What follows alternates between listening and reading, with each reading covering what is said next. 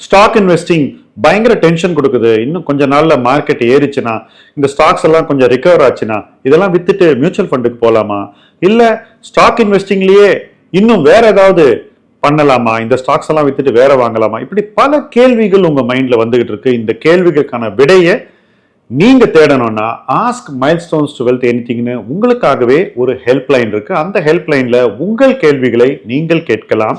அதுக்கான லிங்க் இங்க இருக்கு.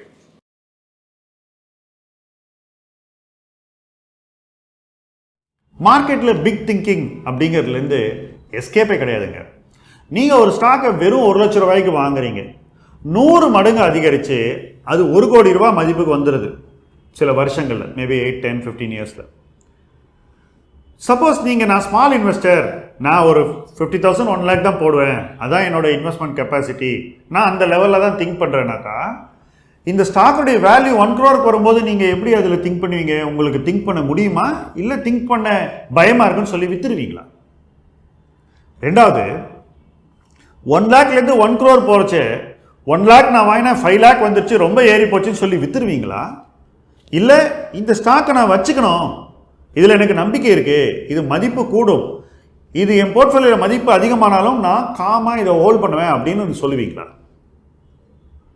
யூஸ்வலாக இன்வெஸ்டர்ஸ் 2 மடங்கு பண்ணால் மோஸ்ட்லி வெளியே போயிடுவாங்க. 50%லேயே 3/4 பேர் வெளியே போயிடுவாங்க. 5 மடங்கு பண்ணாக்க உறுதியாக இருக்க மாட்டாங்க. 20 மடங்கெல்லாம் பார்க்கக்கூடிய இன்வெஸ்டர்ஸ் ரொம்ப ரொம்ப குறைவானாங்க. மார்க்கெட்டில் 1%க்கு கீழே, ப்ராப்ளி 0.1% தான் இருக்கும். இப்போது ஒவ்வொரு இன்வெஸ்டரும் இந்த 0.1%ல் இருக்கணும்னு விரும்பணும். அதை நீங்கள் ஒரு ஆஸ்பிரேஷனாக வச்சுக்கணும். இல்லைனா நீங்கள் ராகேஷ் ஜுன்ஜுன்வாலா டைட்டன் வச்சுருக்காருன்னு கதை சொல்கிறதும் வேஸ்ட்டு, கதை கேட்குறதும் வேஸ்ட்டு. இல்லை வாரன் பஃபெட்டை பற்றி டெய்லி பேசுறதும் வேஸ்ட். நான் வாரன் பஃபெட்டை பற்றி டெய்லி பேசுவேன், ராகேஷ் ஜுன்ஜுன்வாலா பற்றி டெய்லி பேசுவேன், ஆனால் நான் ஒரு வணிகன்னு சொன்னால் நம்ம முதலீட்டு உலகத்தில் ஒரு கோமாளி ஆகிடும். நம்ம பேசுறது கேட்கறதுக்கு நிறைய பேர் வருவாங்க, but practically we don't do anything respectable. So if you have to do something respectable, நீங்கள் ஒரு ஸ்டாக்கை பல மடங்கு அதிகரிக்கும் போது எப்படி ஹோல்டு பண்ணுறது அப்படிங்கிறத ஃபஸ்ட்டு கற்றுக்கணும். சரி, நீங்கள் வால்யூம் பற்றி தானே பேசிகிட்டு இருந்தீங்க, குவான்டிட்டி பற்றி தானே பேசிகிட்டு இருந்தீங்க, இப்போ என்ன ஸ்டாக் வேல்யூ ஏறினா அதை பற்றி பேசுகிறீங்க அப்படின்னு உங்களுக்கு டவுட் வரலாம். சார், குவான்டிட்டி வாங்கினா அந்த குவான்டிட்டியில் பெரிய பணம் பண்ணுனா அந்த குவான்டிட்டி எப்படி தக்க வச்சுக்கிறதுன்னு தெரிய வேணாமா? அந்த ஸ்டாக்கை விற்காமல் எப்படி அது டபுள் ஆகும்போது வெயிட் பண்ணுறது, எப்படி அது ட்ரிபிள் ஆகும்போது வெயிட் பண்ணுறதுன்னு தெரிய வேணாமா? இதை கற்றுக்கிறதுக்கு யூஸ்வலாக குவான்டிட்டி வாங்க ஆகிற டைமோட பல மடங்கு அதிகமாகும், probably twice or thrice. So it takes years to learn this. அவ்வளோ வருஷம் கழித்து கூட நம்ம அதை பர்ஃபெக்ட் பண்ணுறதுங்கிறது நடக்கவே நடக்காது. ஏன்னா நமக்கு கிடைக்கக்கூடிய இன்ஃபர்மேஷன் ஓவர்லோட். அந்த மாதிரி நம்மளை மற்றவங்க ஒரு டைரக்ஷனில் தள்ள நினைக்கிறது ஒரு பெரிய சக்தி. உங்கள் தாட் ப்ராசஸை மாற்றுறதுக்கு நிறைய பேர் இருப்பாங்க உங்களை சுற்றி. உங்கள் ஃப்ரெண்ட்ஸாக இருக்கலாம், மார்க்கெட்டில் இருக்கக்கூடிய வாய்ஸஸாக இருக்கலாம், உங்கள் வீட்டில் இருக்கிறவங்களே இருக்கலாம். உதாரணத்துக்கு உங்கள் ரிலேட்டிவ்ஸ், க்ளோஸ் ரிலேட்டிவ்ஸ், நீங்கள் நிறைய ஷேர் ஒரு கம்பெனியில் வச்சுருக்கீங்கன்னு தெரிஞ்சிருப்பாங்க. அது ஒய்ஃபாக இருக்கலாம், குழந்தைங்களாக இருக்கலாம், பேரண்ட்ஸாக இருக்கலாம், சகோதர சகோதரியாக இருக்கலாம். இது இவ்வளோ வச்சிருக்கேப்பா, ஏறி போச்சே, இன்னும் என்ன பண்ணிட்டு இருக்கேன்னு எல்லாரும் உங்களை கேட்பாங்க. ஸ்டாக் ஏறினவுடனே ஏன் விற்கலன்னு கேட்பாங்க. நீ தான் இவ்வளோ பணம் பண்ணிட்டு இதை எடுப்பாங்க. இந்த ஸ்டாக்கை பற்றி இவங்களுக்கு என்ன தெரியும்? அவங்களுக்கு அதெல்லாம் தெரியாது. ஆனால் அவங்க என்ன நினைக்கிறாங்க, இதை விற்று நீ காசாகணும் அப்படின்னு நினைக்கிறாங்க. ஓகே, நல்லது தானே அப்படின்னு நீங்கள் நினைக்கலாம். ஆனால் இந்த மாதிரி நமக்கு உதவி செய்வதாக நினைத்து கொண்டு வரக்கூடியவர்கள் முக்கால்வாசி பேர் என்ன பண்ணுவாங்கன்னாக்கா, நம்ம எந்த ஸ்டாக்கை விற்கவே கூடாதோ, ரொம்ப நாள் வச்சுக்கிட்டு ஒரு பெரிய மல்டி பேக்கர் பார்க்கணுமோ, 20 மடங்கு 30 மடங்கு 100 மடங்கு, அந்த ஸ்டாக்கை தான் விற்க சொல்லுவாங்க. அந்த ஸ்டாக் தான் அவங்க கண்ணை உறுத்தும். அதுதான் அதனுடைய டிசைன். ஸோ அந்த மாதிரி வரும்போது நீங்கள் உங்கள் மைண்டில் கிளியராக பிக் திங்கிங்கோட இருந்தாக்கா, கிளாரிட்டியோட இருந்தாக்கா, பிஸ்னஸை புரிஞ்சுக்கிட்டு இருந்தாக்கா தான் உங்களால் அந்த ஸ்டாக்கை வச்சுக்க முடியும். இல்லைனா நீங்கள் 30 ரூபாய்க்கு வாங்கின ஷேரை 150 ரூபாய்க்குள்ளே விற்றுருவீங்க. ஆனால் அந்த ஸ்டாக்கு 4000 ரூபாய்க்கு போகும். 150 ரூபாய்க்கு விற்றுட்டு நீங்கள் 4000 ரூபாய்க்கு போகும்போது உங்கள் மனநிலை எப்படி இருக்குன்னு யோசிச்சு பாருங்கள். சரி, இது ஏதோ 100 ஷேர் 200 ஷேர் வாங்குறவங்க பண்ணுற தப்புன்னு நீங்கள் நினச்சிங்கன்னா யூ ஆர் டோட்டலி ராங். லட்சக்கணக்கில் ஷேர் வாங்குறவனும் இந்த தப்பை பண்ணுறான். ஸோ குவான்டிட்டி வாங்கி கூட இந்த டெம்பரமெண்ட்டை பில்டு பண்ணாதனால அவன் அடைய வேண்டிய இடத்த அடையாமல், போக வேண்டிய ஊருக்கு போகாமல் 2வது ஸ்டேஷன்லேயே இறங்கி வீட்டுக்கு போயிடலாம். எவ்வளோ பெரிய ஒரு வழி இருக்குன்றதை யோசிச்சு பாருங்க. இந்த வழி எல்லாருக்கும் உண்டு, எனக்கும் உண்டு, எல்லாருக்குமே உண்டு. ஆனால் திரும்பி பார்க்கும்போது நம்ம அந்த டெம்பரமெண்ட்டை போதுமான அளவு வளர்த்துக்கிட்டோமா, அதுக்கு நம்ம தானே பொறுப்பு. ஓகே, ஸோ இதை நாம தான் செய்யணும் அப்படிங்கிறது நமக்கு தெரியுது. ஆனால் அன்னைக்கு அது தெரியாது. அன்னைக்கு அந்த ரிக்ரெட் அதிகமாக இருக்கும்போது நம்ம ரொம்ப நெகட்டிவ் பர்சனாக மாறிடும். நெகட்டிவ் பர்சனாக மாறும்போது நம்மளால் நம்மளை அதுக்கப்புறம் டெவலப் பண்ணிக்கவே முடியாது, இம்ப்ரூவ் பண்ணிக்கவே முடியாது. அந்த நெகட்டிவிட்டி நம்மளை அடுத்த அடியை எடுத்து வைக்க அலோவ் பண்ணாது. ஸோ இந்த பிக் திங்கிங் அப்படிங்கிறது பிஸ்னஸை அண்டர்ஸ்டாண்ட் பண்ணுறதுல, கன்விக்ஷனை பட்டை தீட்டுவதில், மனசை தெளிவாக வச்சுக்கிறதுல, வருங்காலத்தை கிளியராக பார்க்கறதுல தான் இருக்குது. இதுதான் பிக் திங்கிங். நான் நிறைய பணம் பண்ணிடுவேன்னு சொல்கிறது பிக் திங்கிங் இல்லை. நான் பெரிய முதலீட்டு அறிவாளி அப்படின்னு சொல்கிறது பிக் திங்கிங் இல்லை. இந்த கிளாரிட்டி எப்படி கொண்டு வருங்கிறது தான் பிக் திங்கிங். இந்த கிளாரிட்டி வந்துருச்சுனாக்கா இந்த பிக் திங்கிங் உங்கள் மைண்டுக்குள்ளே வந்துடும். அப்போ நீங்கள் ஒரு குவான்டிட்டியை வாங்கினாக்கா அது குவாலிட்டியாகத்தான் இருக்கும்.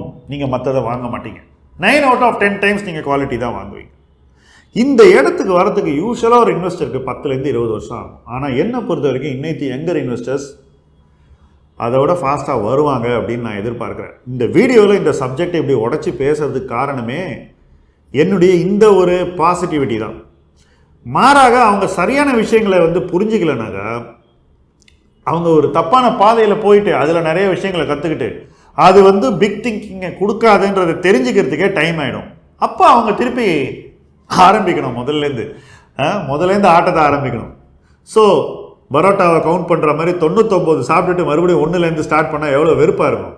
ஸோ அது நடக்கக்கூடாது. அதனால தான் நான் சொல்கிறேன், எப்படி ஒரு பிஸ்னஸை வருங்காலத்தை நோக்கி நம்ம திங்க் பண்ணணும், கற்பனை பண்ணணும், புரிஞ்சுக்கணும்.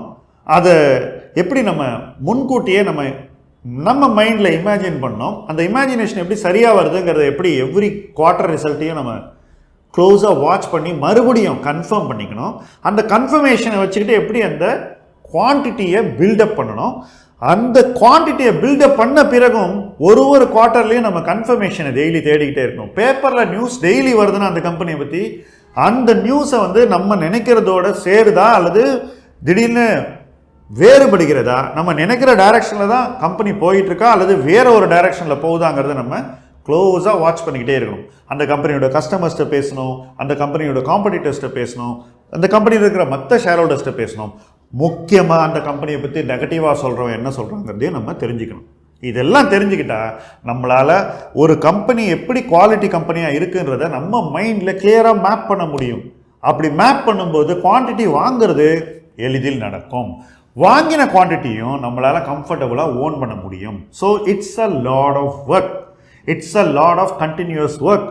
அந்த ஒர்க்கை நீங்கள் டெய்லி பண்ணி தான் ஆகணும். இல்லைனா உங்களால் இந்த ஃபீல்டில் ஒரு பெரிய சக்தியாகவோ அல்லது ஒரு பெரிய குவான்டிட்டி வாங்கக்கூடிய ஒரு இன்வெஸ்டராகவோ நீங்கள் நினைக்கக்கூடிய ஒரு இடத்துக்கு வளரக்கூடிய முதலீட்டாளராகவோ உங்களால் அதை செய்ய முடியாது. அதை நீங்கள் செய்யணும்னா இதெல்லாம் செஞ்சு தான் ஆகணும். பிக் திங்கிங் இருக்கணும். அந்த கிளாரிட்டியை பிக் டெசிஷன்ஸுக்கு கொண்டு வரணும். அந்த பிக் டெசிஷன்ஸை க்ளீனாக ப்ரைஸை டிஸ்டர்ப் பண்ணாமல் இம்ப்ளிமெண்ட் பண்ணணும். குவான்டிட்டியை வாங்கணும், வெயிட் பண்ணணும். அந்த கம்பெனி சரியான பாதையில் போகுதுங்கிறத ட்ராக் பண்ணணும். வெற்றி என்பது சீக்கிரம் வரும்னு எதிர்பார்க்கக்கூடாது, கொஞ்சம் தள்ளி வரும்னு எதிர்பார்க்கணும். ஸோ வெற்றி லேட்டாக வந்தாலும் நீங்கள் அதுக்கு பொறுமையாக வெயிட் பண்ணுவீங்க. உங்கள் பொறுமையை நீங்கள் எந்த காலத்துலையும் இழக்க மாட்டீங்க. சில நேரங்களில் இப்படி ட்ராவல் பண்ணுறவங்களுக்கு வெற்றி என்ன தெரியுமாகும், அவங்க நினச்ச டைமோட சீக்கிரம் வந்துடும். இதை புரிஞ்சுக்கிறதுக்கே ஒருத்தருக்கு ஸ்டாக் மார்க்கெட்டில் 10 to 15 வருஷம் ஆகிடும். அதுதான் எங்களுடைய அனுபவம். பட் இன்றைக்கி இருக்கக்கூடிய யங்கர் இன்வெஸ்டர்ஸ்க்கு வேறு எக்ஸ்பீரியன்ஸ் வந்தால் அது சந்தோஷம், வரும்னு எதிர்பார்ப்பேன். ஏன்னா இது இன்ஃபர்மேஷன் ஏஜ். ஒரு விஷயத்தை சீக்கிரம் புரிஞ்சுக்கிறதுக்கு நிறைய வாய்ப்புகள் இருக்குது. அதுக்கான ஒரு ஈகோ சிஸ்டம் பில்ட் பண்ணிவிட்டு அந்த இடத்துல நீங்கள் லேர்னிங்கை பண்ணிங்கனாக்கா உங்களுடைய அண்டர்ஸ்டாண்டிங் இந்த காலகட்டத்தின் தேவைக்கு ஏற்றபடி சீக்கிரம் அமையலாம். அதற்கான வாய்ப்புகள் இருக்குது. எங்களை போன்ற அதிக ஆண்டுகள் இருந்தவர்கள் அனுபவத்தை நம்புகிறோம். நீங்கள் அனுபவத்தை மட்டும் நம்பக்கூடாது, அதை கடந்து உங்களுடைய உழைப்பை நம்ப வேண்டும். உங்களுடைய நாலேஜ் சீக்கிங் ஆட்டிடியூடை நம்பணும். அதை நம்பினீங்கன்னா நிச்சயமாக உங்களால் சீக்கிரம் அதை அச்சீவ் பண்ண முடியும். சரி, இதெல்லாம் ஆயிடுச்சு. ஒரு கட்டத்திலிருந்து எப்படி அடுத்த கட்டத்துக்கு போகிறது அப்படிங்கிறத பற்றியும் தொடர்ந்து பேசுவோம். இந்த சப்ஜெக்ட் சுவாரஸ்யமாக போயிட்டுருக்கு. ஒவ்வொரு முதலீட்டு பயணத்திலையும் இந்த மாதிரி ஒரு சப்ஜெக்டை பேசுறது அப்படிங்கிறது ரொம்ப முக்கியம். Earlier the better. சீக்கிரம் பேசும்போது நம்முடைய நீண்ட பயணத்துக்கு இது ஒரு மிகப்பெரிய சக்தியாக அமையும், ஒரு பெரிய சப்போர்ட்டாக அமையும், ஒரு பெரிய சேஞ்ச் ஏஜெண்ட்டாக இந்த மாதிரி கான்வர்சேஷன்ஸ் அமையும். இந்த கான்வர்சேஷனை நம்ம சீரியஸாக எடுத்துக்கிட்டு நம்மளுடைய முதலீட்டு பயணத்தின் அடுத்த கட்டத்தை நோக்கி போவோம். முதலீட்டு களம் உங்கள் களம். நன்றி.